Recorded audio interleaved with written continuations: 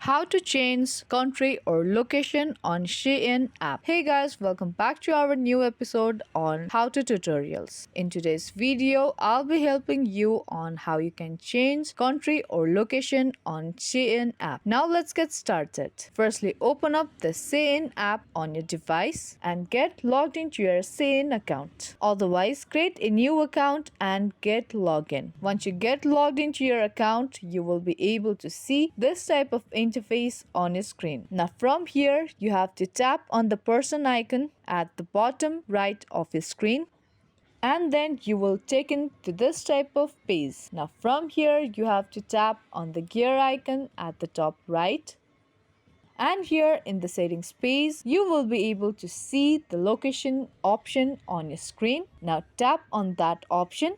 Now here you can choose your preferred country or location from the list provided.